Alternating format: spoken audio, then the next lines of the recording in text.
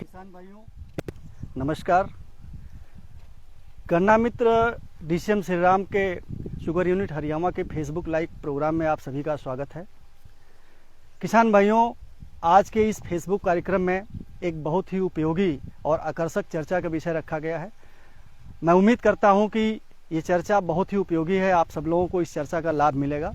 और इस चर्चा में आज किसानों के सफलता की कहानी किसान के जुबानी आपको यहाँ इस चर्चा में सुनने को मिलेगी। इस चर्चा में आज हम अपने हरियाणा चीनी मिल के एक सिकंदरपुर गांव में अनुभव को आप लोगों को साझा करेंगे और ये बताएंगे कि गन्ने की खेती में एक सामान्य रूप से जो खेती करते हैं ज़्यादा से ज़्यादा लोग, उसमें पैदावार जो होती है और जो आप कर रहे हैं, इन्होंने जो पैदावार ली है, उन दोनों खेती करने के तरीके में क्या अंतर है। तो उसके बीच का जो एक वैज्ञानिक गैप होता है, उस गैप को यदि हम भरते हैं, पूरा करते हैं, तो हमारी खेती, गन्ने की खेती में जो पैदावार है वो निश्चित रूप से दुगुना होती है या बहुत अच्छी पैदावार मिलती है। इस प्रकार से अब इस चर्चा को शुरू करने से पहले मैं बताना चाहूँगा कि आज इस चर्चा में हमारे साथ उपस्थित हैं हरियाणा चीनी मिल के इस एरिया के हमारे regional head mister Narendra Singh मान। नमस्कार किसान भाई। और हमारे सहयोगी मिस्टर अनुज चौहान जो हमारी चीनी मिल में गन्ना विभाग में वरिष्ठ अधिकारी हैं। और हमारे साथ इस एरिया के जो जोनल अधिकारी हैं शर्मा जी, शिव गोविंद शर्मा जी आप हैं। और हमारे प्रगतिशील किसान जिनका मैं बहुत शॉर्ट में परिचय बताना चाहूँगा, मिस्टर जफर नियाज। नमस्कार सभी लोगों को। और हमारे साथ मिस्टर दिनेश शुक्ला जी हैं, एक बहुत ही प्रगतिशील किसान हैं। तो आज हम जिस प्लाट पे खड़े हैं ये जफर नियाज जी का प्लाट है।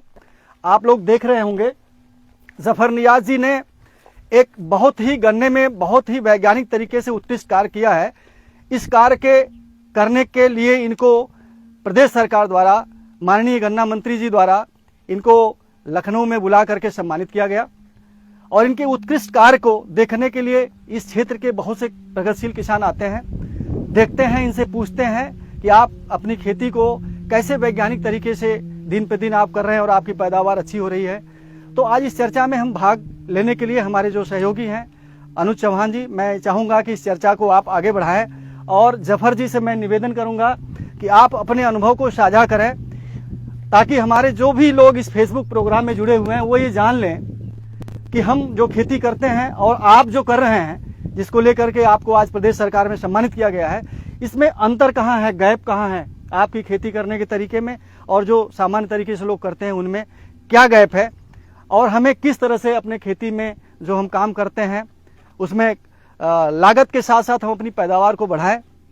उसके लिए मैं आपको आमंत्रित करता हूं, चर्चा को आगे बढ़ाइए। अनुज चौहान जी, धन्यवाद। थैंक यू डॉक्टर साहब। जफर जी, आपका स्वागत है हमारे फेसबुक लाइव कार्यक्रम में।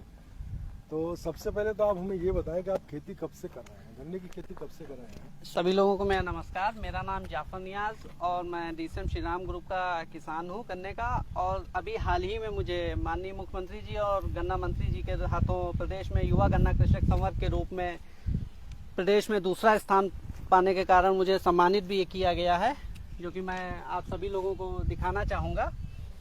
और मैं अपनी सफलता की कहानी अपने खुद बताना चाहूँगा। सबसे पहले सर, हमने सन 2019 से गन्ने की खेती शुरू की थी। पहले साल पारंपरिक तरीके से हमने खेती की शुरुआत करी। तो एक तो सर बलुई मिट्टी थी और पारंपरिक तरीके से खेती कर रहे थे तो वो उत्पादन नहीं मिला। फिर हमने अपनी गन्ने की खेती में अपने डीसीएम ग्रुप की मदद ली और उनके अधिकारियों ने बताया कि आप पारंपरिक खेती को छोड़ के वैज्ञानिक खेती की तरफ अग्रसर हों। और उसके बाद हमने बीज से लेके खेत की तैयारी से लेके और बुआई के तरीके से लेके हर चीज़ में कहीं ना कहीं बदलाव किया, जिसके कारण मुझे ये आज सफलताएं मिली हैं। नहीं जफर जी, आपने जो बात अभी बताई, हमने बदलाव किया है, तो वो हम किसान भाइयों को आप ये बताएं वो कौन सा बदलाव आपने किया है कि जिसको लेकर के आज आपको प्रदेश में एक सम्मानित किया गया है, और कौन कौन सा आपने काम बदलाव के तहत किया है। सबसे पहले मैं शुरुआत से बताना चाहूँगा। एक तो हम लोगों ने सबसे पहले खेत की तैयारी, उसमें बदलाव किया। खेत की तैयारी में सबसे पहले हम लोग खेत में हरी खाद का सबसे पहले उपयोग करते हैं। हरी खाद का बुआई करने के बाद उसको अच्छे से मिट्टी में मिलाने के बाद और अंत में अंतिम जुताई पे जो ट्राइकोडर्मा और जो अपना कल्चर तैयार करते हैं उसको हम लोग अंतिम जुताई पे डाल देते हैं। और उसके बाद सबसे जरूरी है किसान भाइयों के लिए गन्ने में दूरी का महत्व। जो लोग पारंपरिक तरीके से खेती कर रहे हैं उनको दूरी का महत्व समझना पड़ेगा। हमें नंबर ऑफ टिलर्स पे, गन्ने की संख्या पे ध्यान देना होगा कि हमें स्वस्थ गन्ने कितने 1 एकड़ में चाहिए। तो उस हिसाब से हमने दूरी को बढ़ावा दिया और हमने ये अभी हाल ही में एक बुआई करी है 24 जुलाई में। ये 4.5 फीट पे सिंगल रो पे हमने बुआई करी है और आप लोग इसका जमाव देख सकते हैं, बहुत ही शानदार जमाव हुआ है। बहुत अच्छा है। तो आप ये बताना चाह रहे हैं कि गन्ने की अच्छी पैदावार लेने के लिए दूरी का बड़ा महत्व है। कभी कभी हम किसान भाई ये समझते हैं कि गन्नों की संख्या यदि ज्यादा होगी तो पैदावार ज्यादा होगी। नहीं, तो क्या ये मिथ है या सही है? नहीं नहीं नहीं, ये गलत है। गन्ने में देखिए जितनी अच्छी दूरी होगी उतना ज्यादा वायु का संचार और प्रकाश संश्लेषण जितना ज्यादा होगा उतनी फसल अच्छी होगी।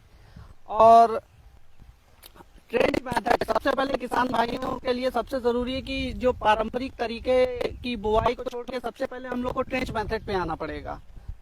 इसमें एक अच्छी पैदावार ली जा सकती है। और उसके बाद हम लोग आ जाते हैं अपने बीज के, बुआई के समय बीज के सिलेक्शन पे। तो बीज का सिलेक्शन भी बहुत जरूरी होता है। और अभी हाल ही में जो अपनी 238 वैरायटी है इसमें रेड रॉड भी आ गया है। और बुआई के समय अगर हम लोग अच्छा सिलेक्शन बीज का करें और जिसमें जो लाल गन्ने हैं वो निकाल दें, और उसके बाद बुआई के समय सबसे जरूरी सीड का ट्रीटमेंट है। और हम ये बताना चाहेंगे ट्रीटमेंट तो लगभग सभी लोग करते हैं, लेकिन ज्यादातर ट्रीटमेंट सफलता उन्हीं को मिलेगी जो कम से कम आधे घंटे हेक्सास्टॉप में और हेक्सास्टॉप और इमिडाक्लोप्रिड में इसको अगर ड्रिप करके रखें तो बहुत अच्छा रिस्पांस मिलता है इसका। और क्या क्या तैयारी करते हैं आप बुआई के पहले? बुआई के पहले एक तो सबसे जरूरी है गहरी जुताई और अच्छे से गोबर की खाद खेत में और हरी खाद का उपयोग करें। जितना ये हम लोग अच्छे तरीके से प्रिपरेशन करेंगे उतना अच्छा हम लोग को लाभ मिलेगा। और सबसे जरूरी है दूरी का महत्व बुआई में और सीड सिलेक्शन। सिंचाई के लिए आप क्या करते हैं, कैसे सिंचाई करते हैं? सिंचाई के लिए मैं आपको दिखाना चाहूंगा कि हमने अपने खेत में ड्रिप सिस्टम लगा रखा है, क्योंकि ये बलुई मिट्टी है, इसमें पानी की बहुत ज्यादा खपत होती है। ड्रिप सिस्टम में पानी की बहुत बचत है। देखिए सबसे जरूरी चीज ये, गन्ना पानी जरूर चाहता है पर अपनी जड़ें नहीं भिगोना चाहता है। और जितनी अच्छी नमी बनी रहेगी गन्ने में उतनी अच्छी पैदावार हमको मिलेगी। बहुत अच्छी बात है। तो आप ये बताना चाहते हैं ड्रिप इरिगेशन आपने कितने एरिया में आपके यहाँ ड्रिप लगा हुआ है? मैंने सबसे पहले 2020 में 1 हेक्टेयर में किया था। जिस जमीन में 300 कुंटल पर एकड़ का उत्पादन नहीं था उसी जमीन में पहले ही वर्ष 800 कुंटल पर एकड़ का उत्पादन मैंने लिया था। बहुत अच्छा। पिछली बार आपको कितना उत्पादन आया था? मेरा करीब सर 1400 कुंटल पर हेक्टेयर आया था। इस बार का मेरा टारगेट है करीब 2200 कुंटल पर हेक्टेयर का। तो पिछली बार आपने क्या क्या काम किए थे गन्ने में जो आपको 1400 कुंटल का उत्पादन मिला था? पिछली बार हमने ट्रेंच विधि से, जो हमारी प्रदेश सरकार की एक ये पंचामृत योजना है, इसमें ड्रिप इरिगेशन, ट्रेंच मेथड, सहफसली खेती और इसी के साथ में ट्रैश मल्चिंग, इन सब बातों का ध्यान रखते हुए हमने खेती करी थी। तो उसमें हमें बहुत अच्छा लाभ मिला था। बंधाई अभी आपने पहली बंधाई शुरू करी है जी, मुझे लग रहा है। जी। तो इससे क्या आपको लगता है, बंधाई से क्या फायदा होगा आपको? बंधाई से सबसे पहले हम अपने इस साल के लक्ष्य के बारे में बताना चाहेंगे। इस साल का लक्ष्य हमारा करीब 2200 कुंटल प्रति हेक्टेयर का है। तो हमने ट्रेंच मेथड से आगे एक रिंग पिट मेथड है उसका इस्तेमाल किया है। और सर इसमें करीब 1 एकड़ में करीब 1500 से 1600 पिट बने हुए हैं। और एक गड्ढे से अगर हम 30 से 40 गन्ने अच्छे निकाल लेते हैं तो बड़े आराम से हम अपने टारगेट पे जा सकते हैं। और आपने बंधाई के बारे में पूछा, तो बंधाई सबसे बेस्ट नतीजा है कि एयर सर्कुलेशन बढ़ जाता है बंधाई करने से और गन्ना गिरता भी नहीं है, सबसे जरूरी है। कितनी बंधाई करेंगे अभी आप इस गन्ने अभी हम इसकी 3 बंधाई और करेंगे। तो बंधाई के समय कोई खास बात ध्यान रखने वाली रहती है? बंधाई के समय सबसे खास बात यह कि जो हमारे छोटे गन्ने होते हैं उनको बचा के पहली बंधाई हम लोग को लगभग 1 मीटर से कुछ ऊपर करनी चाहिए। अच्छा अच्छा। और क्या क्या काम करेंगे अभी इसमें आप? इसमें अभी हमने मिट्टी से गड्ढे भरवा दिए हैं। उसके बाद अभी इसकी दोबारा बंधाई होगी और सिंचाई का ध्यान देना है बस हमें। अच्छा जफर भाई ये बताएं आपने खाद इसमें कौन कौन से प्रयोग करी अभी तक? खाद सर शुरुआत में जो हमारी बेहतर डोज आती बुआई के समय जो यूरिया डीएपी पोटास इनका मिक्सचर डाला था और जो शुरुआत में गोबर की खाद इसका इस्तेमाल किया था। उसके बाद हमने इसमें 4 स्प्रे किए हैं। श्रीराम किस चीज का स्प्रे किए हैं?